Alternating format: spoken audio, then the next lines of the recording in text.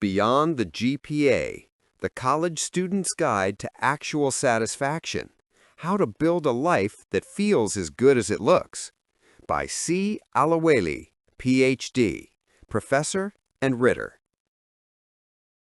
Chapter 1. The Trap of the Right Path. The ladder you've been climbing. For years, your life has been guided by external metrics, scores, acceptance letters, approval from teachers, parents, advisors, gold stars and grade point averages, the number of likes on your college acceptance post, the prestige of your internship, the thickness of your resume. You've been climbing a ladder, believing that fulfillment waits at the next rung. Just get into the right high school, then the right college, then the right program, then the right internship, then the right job, then the right promotion. Then what? Here's the uncomfortable truth nobody wants to tell you. That ladder is a trap. And the higher you climb, the more exhausting it becomes. Welcome to the Hedonic Treadmill. That ladder you're climbing, it's actually a treadmill, and it's built to keep you running forever. Psychologists call it the Hedonic Treadmill, and it's one of the most important concepts you'll encounter in this book. Understanding it will save you from wasting years, maybe even decades of your life chasing satisfaction in all the wrong places. Here's how it works. You set a goal, you work toward it, you finally achieve it, and for a moment, a glorious, fleeting moment, you feel fantastic. The acceptance letter arrives, the grade posts, the job offer comes through. You did it. You feel on top of the world. And then, usually within just a few weeks, something strange happens. The fantastic becomes normal. The high wears off. The accomplishment that once felt monumental now feels like just another line on your resume. Your brain adapts, recalibrates, and suddenly you're looking for the next fix. This isn't a character flaw. It's not because you're ungrateful or broken. It's how human psychology works. The treadmill promises joy when you hit the next goal, but the human brain swiftly adapts to new circumstances. What was once extraordinary becomes ordinary. What was once thrilling becomes baseline, and you find yourself instantly searching for the next achievement to chase. This system keeps you busy, competitive, and chronically unsatisfied. The real enemy, the default life.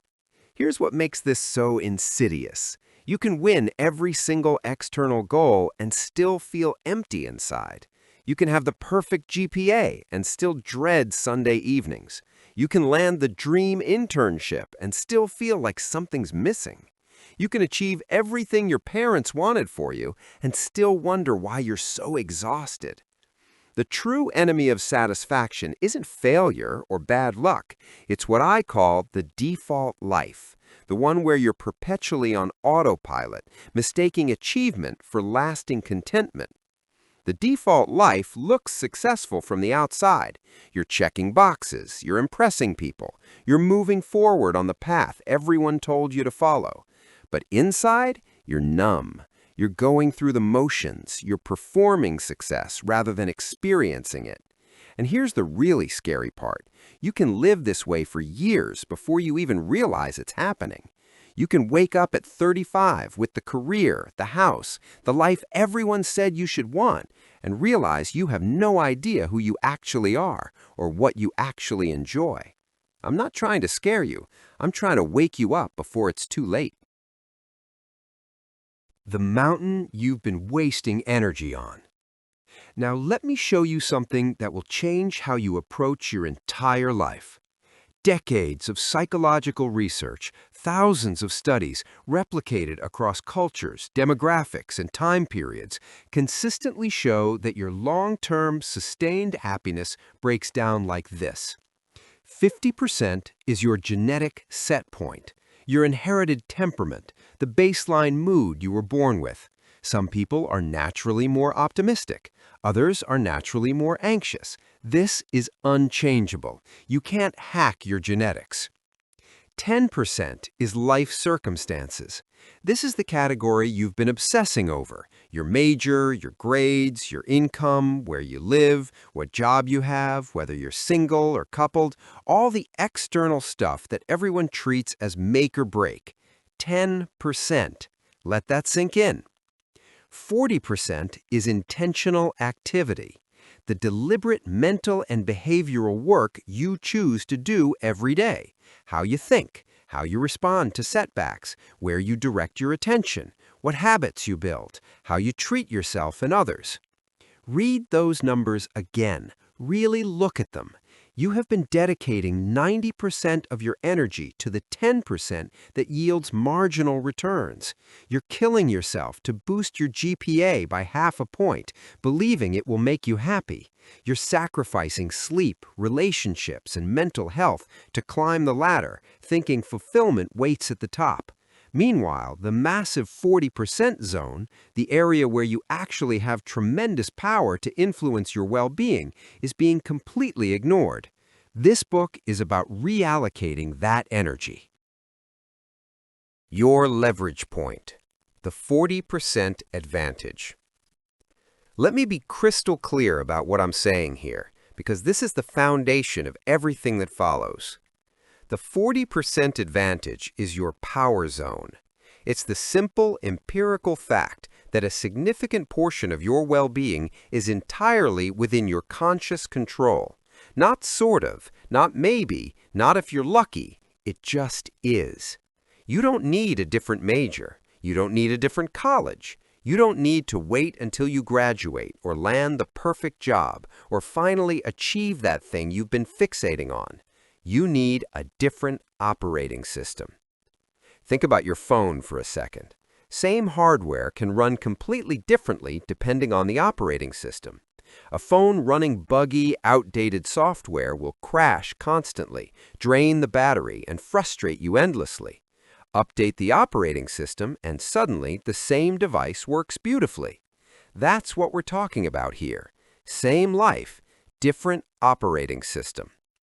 The circumstances don't have to change for your experience to transform completely.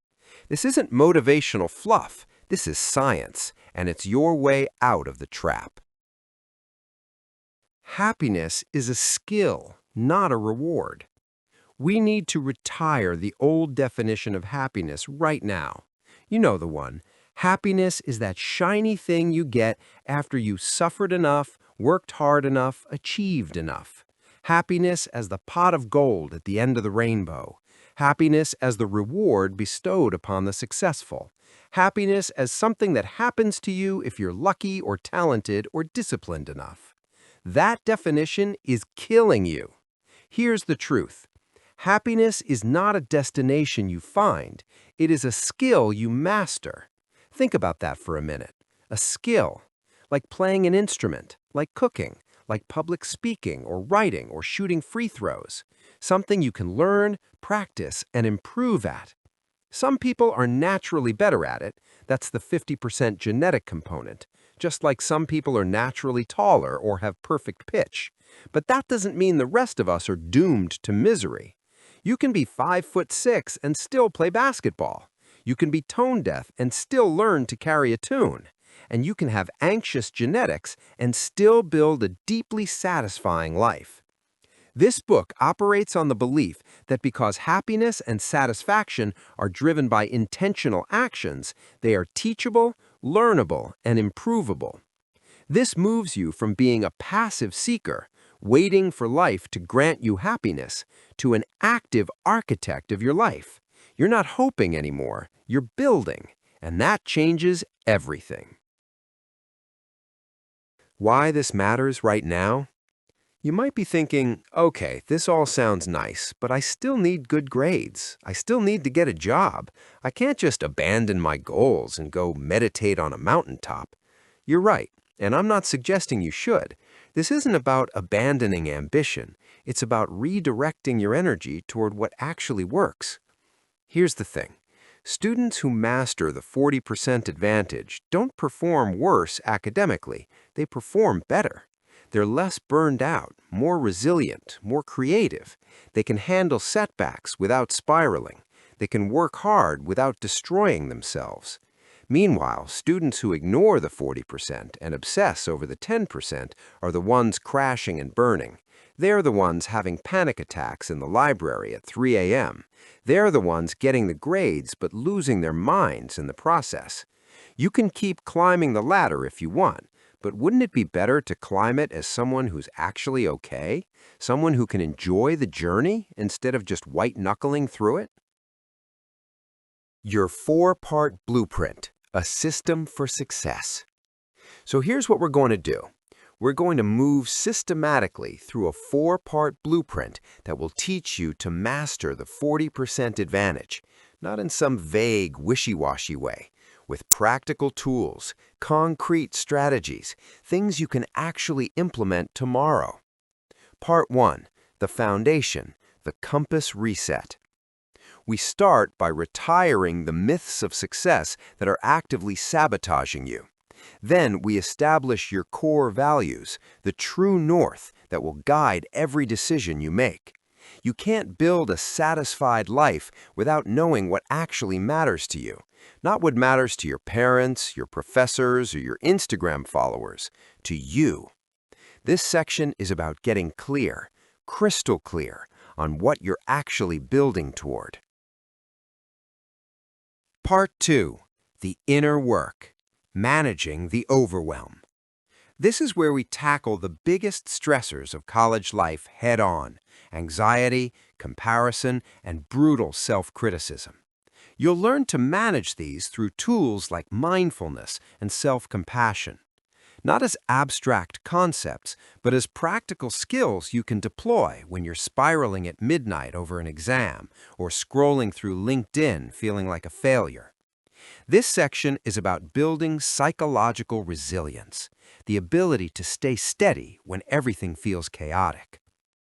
Part 3, the outer life, connection and contribution. Here, we shift focus from self-absorption to meaning. Because here's a secret, constantly focusing on yourself and your problems actually makes you more miserable. We'll explore how powerful relationships, finding flow states, and engaging in what I call microservice create purpose that lasts longer than any perfect exam score.